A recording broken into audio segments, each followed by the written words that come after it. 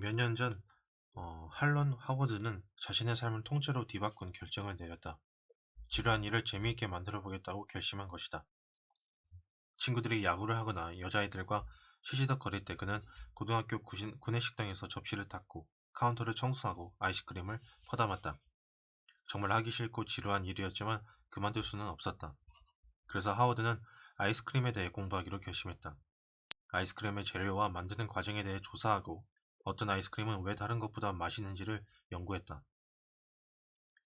아이스크림과 관련된 화학적 원리에 대해서도 공부하다 보니 화학 수업에서는 그를 따라갈 사람이 없었다.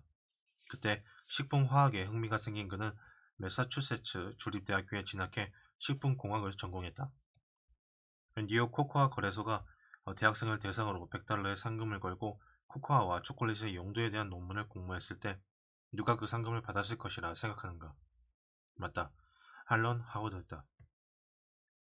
그는 일자리를 구하기 어려워지자 이 매사추세츠주 에머스톤 노스 플레전트가 750원지에 자기 집 지하실에 개인 실험실을 만들었다. 얼마 뒤 우유에 박테리아가 얼마나 포함되어 있는지 밝혀야 한다는 새 법안이 통과되었다.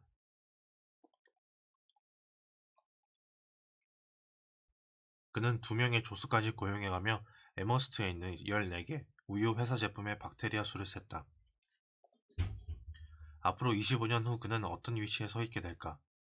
지금 식품화학업체를 운영하는 사람들은 그때가 되면 은퇴했거나 세상을 떠났을 것이다. 오늘날 도전 정신과 열정을 불태우고 있는 젊은이들이 그들의 자리를 차지하게 될 텐데 아마도 하워드가 그 중 하나일 것이다. 반면 그가 파는 아이스크림을 사 먹던 친구들 중 몇 명은 일자리를 잃고 성격이 삐뚤어져서 정부 요긴하면서 자기에게는 제대로 된 기회가 한 번도 없었다고 투덜거릴지도 모른다. 하워드 역시 지루한 일을 재미있게 만들어 보겠다고 결심하지 않았더라면 친구들과 마찬가지로 아무런 기회도 얻지 못했을 것이다. 이 공장의 선반 앞에서 볼트를 만들던 젊은이가 있었다. 그의 이름은 샘이었다. 그도 자신의 일을 무척 지겨워했다. 일을 그만두고 싶었지만 다른 일자리를 찾지 못할까봐 두려웠다. 어쨌든 지루한 일이라도 해야 했기에 기왕이면 재미있게 해보기로 결심했다.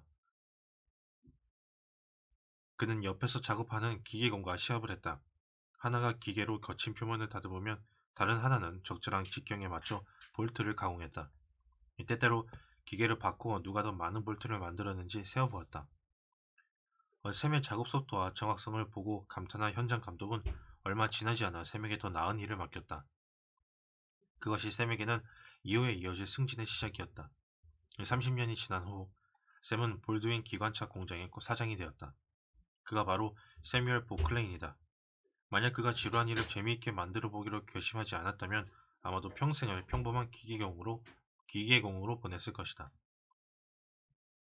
이 저명한 라디오 뉴스 해설가 칼렌 본도 지루한 일을 재미있게 만들었던 경험이 있다고 했다.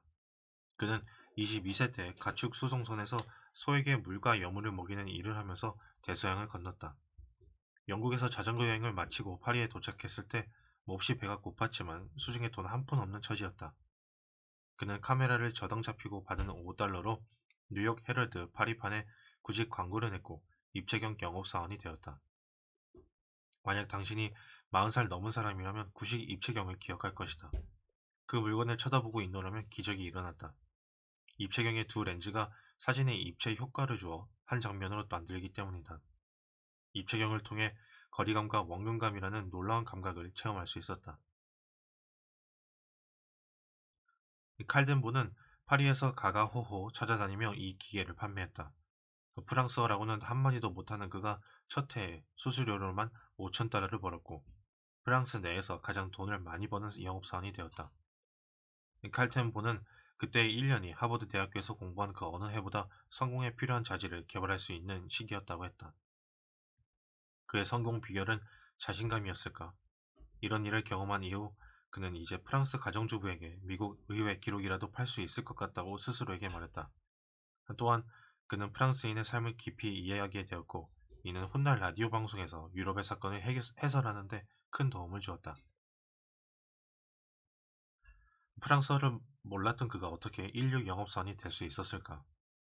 그는 고용주에게 영업에 필요한 문장을 써달라고 부탁한 뒤 그것을 전부 외웠다. 그리고 가정집에 찾아가 초인종을 눌렀다. 주부가 나오며 외운 문장을 늘어놓았다. 하지만 그의 억양은 웃을 정도로 엉망이었다.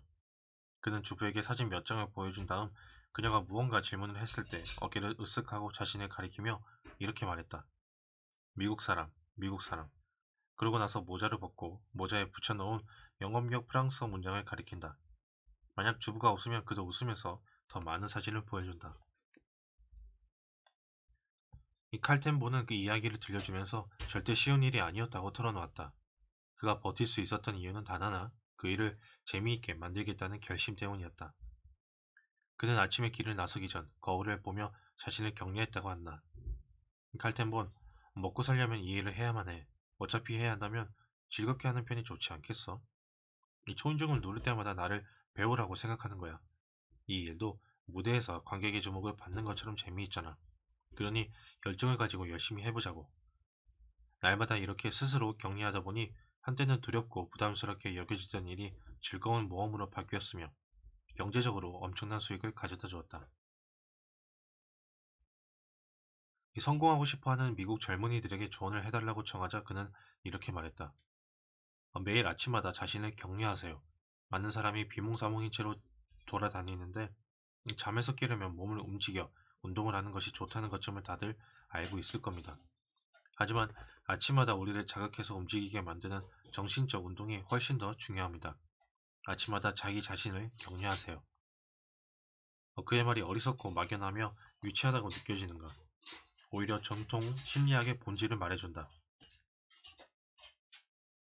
우리 삶은 우리 생각대로 만들어진다. 이 말은 마르쿠스 아우렐리우스가 1800년 전 명상록에 썼을 때와 마찬가지로 지금도 유효하다. 우리 삶은 우리 생각대로 만들어진다. 날마다 매 시간 스스로를 격려하면 용기와 행복을 주는 생각은 물론 힘과 평화를 주는 생각도 할 수 있다.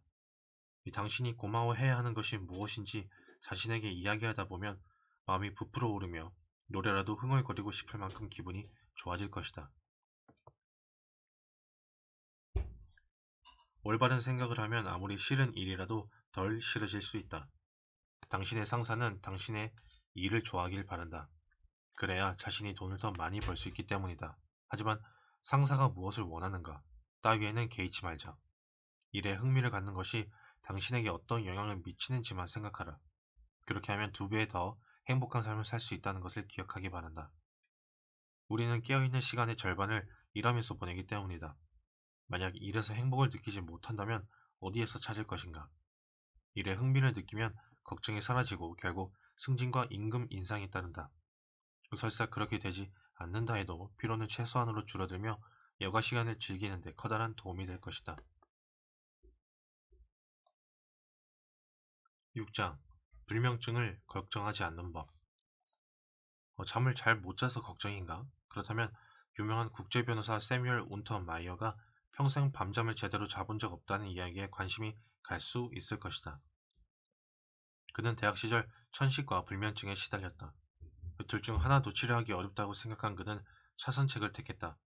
잠을 자지 못한다는 약점을 최대한 이용하는 것이다. 그는 잠을 이루지 못해서 뒤척이며 고민하다가 신경쇠약에 걸리느니 차라리 자리에서 일어나 공부하는 길을 택했다. 결과는 예상대로다.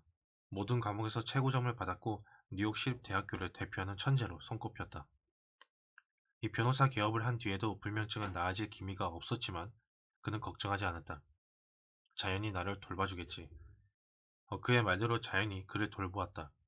비록 수면은 부족했지만 그는 건강을 유지했으며 뉴욕의 어떤 변호사보다도 오랫동안 지치지 않고 열심히 일했다. 다른 변호사들이 잘 때 그는 일할 수 있었으니 말이다. 그는 21세에 이미 7만 5천 달러의 연수입을 얻었다. 그가 어떤 방법으로 성공했는지 궁금했던 변호사들은 법정으로 몰려들었다. 1931년 그는 한 사건을 맡으면서 역사상 가장 높은 수임료를 받기도 했다. 무려 100만 달러였다. 하지만 불면증은 여전했다. 그는 밤늦게까지 책을 읽고 새벽 5시에 자리에서 일어나 편지를 구술했다. 사람들 대부분이 일을 시작할 즈음이면 그의 일은 이미 반쯤 끝나 있었다. 단 한 번도 단잠이라고는 이루어 보지 못했지만 그는 81세까지 살았다. 만약 그가 불면증을 걱정하고 투덜거렸다면 훨씬 전에 인생을 망쳐버렸을지도 모른다.